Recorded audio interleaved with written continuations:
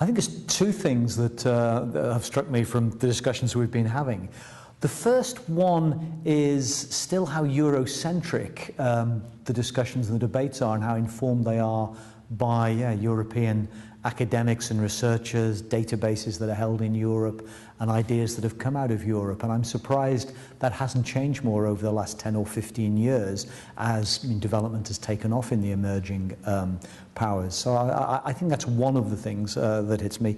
The other one, I suppose, is about the way that people still listen to economists and take economists so seriously. Well, when you look at the record, they've consistently got things wrong and have pushed us to extreme positions when we know it's not the state or the market, it's the state and the market and civil society. And lots of people have known that for the last 50 years, but we've been, policy's been over-influenced by economists who seem to push one to a pole position, and that's surprised me.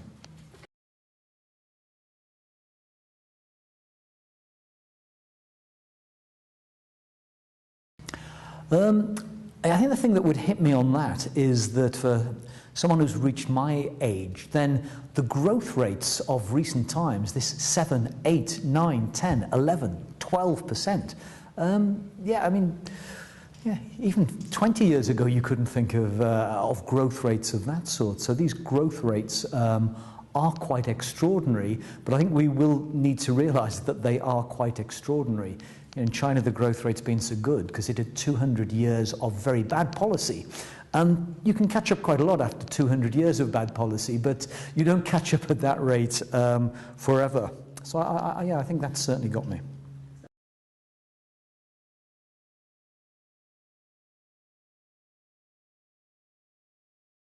Okay, on this one I'll be greedy and say three things quickly. I think the first one is we've been far too focused on what to do, what policy, rather than how do we do it. And that's meant that in a way there's been these searches for best policies and best practice, and a neglect of context and thinking about how will we do it then. Shall I repeat that?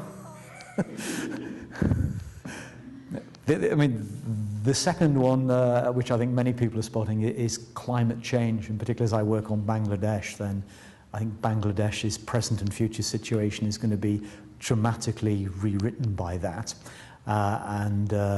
Most alarming about that is that in the West, we seem to be ignoring the science. 20 years ago, we seemed to understand it was happening. Now we're saying, oh, it's only maybe happening. And then the third thing I think that we're going to have to get interested in is tax.